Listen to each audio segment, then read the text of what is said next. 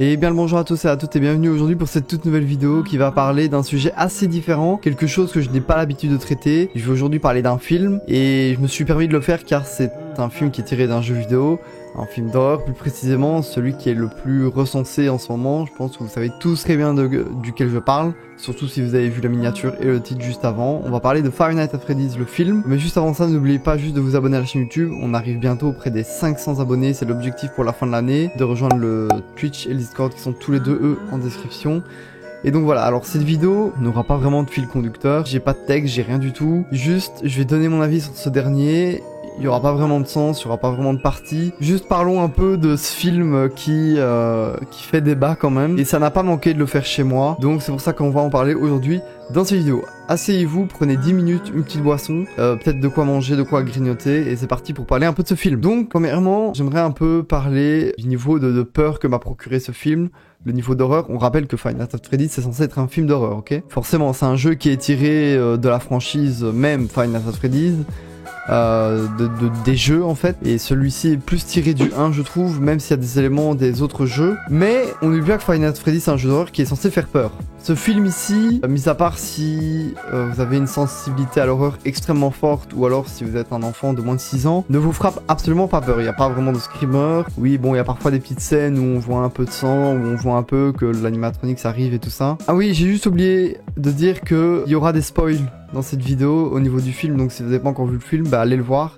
Mettez la vidéo à regarder plus tard et revenez la voir quand vous avez terminé le film. Mais du coup je reprends, on voit certaines petites scènes où on voit un peu de sang, on voit que l'animatronique nous fonce dessus comme j'ai dit juste avant, où ils ont les yeux rouges un peu. Parfois vous allez voir Balloon Boy qui va faire boum d'un coup avec un gros bruit, mais sinon il n'y a pas de quoi vous faire sursauter comme je l'ai dit. Si votre sensibilité à l'horreur n'est pas énorme et que vous n'êtes pas trop jeune, franchement moi je l'ai regardé avec mon cousin qui avait 11 ans, il n'y a aucun moment où ça lui a fait sursauter ni peur ni quoi que ce soit. Donc c'est sûr que c'est désigné comme un film d'horreur parce que c'est tiré des jeux Five Nights at Freddy's qui eux sont des jeux d'horreur, mais si vous êtes un spectateur neutre et que vous venez voir le film en vous disant oui bah j'aimerais bien voir un bon film d'horreur, vous voulez vraiment avoir peur, c'est pas celui-ci qu'il faut regarder. Et d'ailleurs venons-en au deuxième point qui est selon moi un peu crucial dans ce dernier, parce que tout simplement pour comprendre le film, il faut être fan de la franchise et il faut avoir regardé les vidéos sur YouTube de l'histoire de Five Nights at Freddy's. Je m'explique. Alors oui, on vous explique un peu comment les animatronics prennent forme, comment ils deviennent vivants. On comprend que c'est les enfants qui hantent les animatroniques, ok. On comprend que finalement c'est un mec qui les a tués, qui les a mis dans les costumes, et les âmes des enfants ont pris contrôle des animatroniques, ok.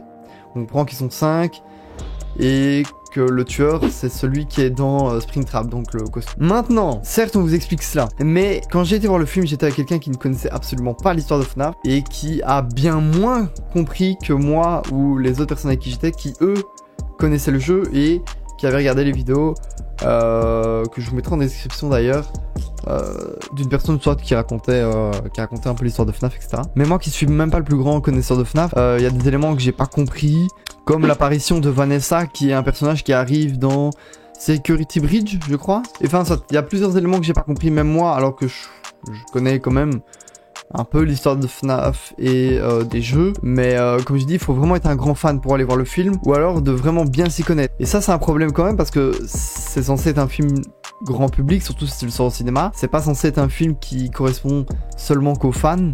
Encore une fois là, l'avis que je donne, il est complètement subjectif, et n'hésitez pas vous à donner votre avis en commentaire.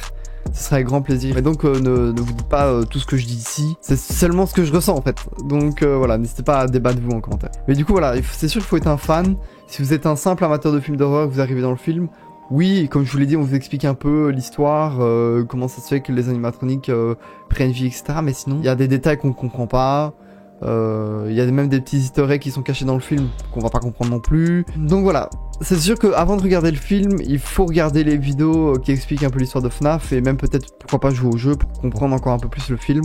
Mais c'est dommage parce qu'encore une fois c'est un film grand public et t'es pas censé devoir regarder avant 3 heures de vidéos sur YouTube pour comprendre l'histoire. Donc voilà, c'est ça que j'ai un peu trouvé dommage aussi pour les gens qui ne comprennent pas. Heureusement c'était pas mon cas, mais voilà. c'était à souligner quand même. Et puis il y a un troisième point, celui-là il n'y a pas vraiment de titre à ce dernier, mais juste il y a des éléments dans le film qui m'ont pas plu. Il y a des points que je n'ai personnellement, j'ai pas compris pourquoi ça se passait comme ça. Alors c'est censé être un film d'horreur, ok? Alors oui, ce que je vais dire là, la scène que je vais vous donner, oui, ça peut être logique, c'est logique. Vous allez me dire que cette scène se trouve à ce moment-là dans le film et que ça se passe de cette façon. On va dire que ça tient l'histoire, ok? Mais encore une fois, c'est censé être un film d'horreur et quand on pense à FNAF, cette scène m'a dérangé. Alors cette scène c'est la suivante. Il y a un moment, la petite sœur de Mike rentre dans le magasin et tout. Elle dort au travail de son frère. Et à un moment, elle se lève pour aller jouer avec les animatroniques. Mike se réveille de son rêve, il va voir ce qui se passe et il se rend compte qu'en fait, sa petite sœur est occupée à jouer avec les animatroniques comme si de rien n'était. Ils sont occupés à faire de petits jeux, etc. Après, Vanessa les rejoint et ils décident de commencer à faire une petite cabane, de commencer à jouer ensemble, de faire de la musique, de se mettre en rond, de se mettre tous couchés en rond comme si c'était les meilleurs amis du monde. Alors moi quand j'ai vu ça j'ai été surpris quand même. Sans déconner j'ai été vraiment surpris. Alors oui encore une fois dans le film ça se tient, dans le scénario ça se tient. Mais je veux dire je suis venu voir FNAF, un film d'horreur avec un mec qui est censé être dans des bureaux. Il regarde des caméras pour éviter qu'il se fasse tuer pendant les 5 nuits. Pourquoi on commence à jouer avec les animatroniques? Encore une fois, oui, ça se tient parce que on comprend qu'en fait les animatroniques veulent amadouer en fait la petite sœur de Mike pour qu'elle puisse ensuite devenir l'un des leurs. Et donc pour ça, ils deviennent gentils, ils veulent jouer avec elle, etc., etc. Mais franchement, quand vous avez vu cette scène, je sais pas si je suis le seul à être choqué, mais quand vous avez vu cette scène, vous vous êtes pas dit mais mec, c'est quoi ce bordel? Comment ça se fait que Chica elle commence à faire des petits clins d'œil, genre on est potes et tout?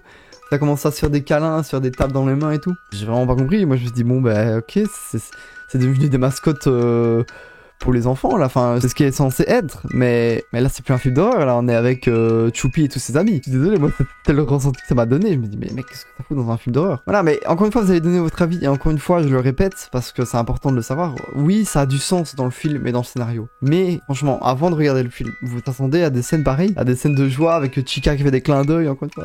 Ça m'a surpris. Freddy et Bonnie qui sont trop ils sont copains et tout, machin. C'est devenu un film friendly, hein, franchement. Bon, moi, je m'attendais pas vraiment à ça en soi. C'est pas vraiment un point négatif, parce qu'encore une fois, dans le scénario, ça se tient, mais c'est juste que moi, je m'attendais pas à avoir une telle scène dans FNAF avec Freddy, Chica et Bonnie qui deviennent de gentils animatroniques, c'est tout mignon. Encore une fois, ça a du sens dans le scénario, mais bon, j'aurais peut-être fait autrement, moi. Mais je suis pas producteur, donc qui suis-je pour juger Ensuite, ouais, ça revient un peu au premier point que j'ai dit, mais c'est vrai que le film fait pas extrêmement peur. On comprend que bah, il y aura pas de screamer, ouais, comme je l'ai dit, un peu de temps, etc. Mais moi, je m'attendais à ce qu'il y ait plus de peur, plus de screamer surtout. Il n'y a pas vraiment de screamer, moi je m'attendais vraiment un peu au screamer comme dans les jeux, où le truc vous arrive dessus, je vous mets l'image. Et j'ai trouvé ça dommage, et même je m'attendais aussi à voir la musique de Freddy, vous savez, bah, je vous la mets. Je m'attendais à avoir celle-là et tout, avec Freddy en fond, les animatroniques qui se cachent, qui se déplacent sans qu'on les voit, alors que là on les voit se déplacer. Enfin, il y a des petits détails quand même, je sais pas, ça me... Pas que ça me dérangeait, juste... J'aurais peut-être fait autrement. Encore une fois, je suis pas réalisateur ni quoi que ce soit, mais c'est vrai qu'il y a des petits trucs quand même. Ils auraient pu peut-être ajouter des choses un peu comme dans les jeux, tu sais, qu'on les voit seulement se bouger dans les caméras ou qu'on les entend, qu'on entend les pleurs de Freddy. Je sais pas, ils auraient pu ajouter ça. Ajouter un peu plus de screamer. Par contre, ce qui est bien, c'est qu'il y avait quand même pas mal d'easter eggs, surtout avec Poupette, où on la voit une fois un peu cachée derrière les animatroniques, où on voit aussi sur un tableau son nom écrit.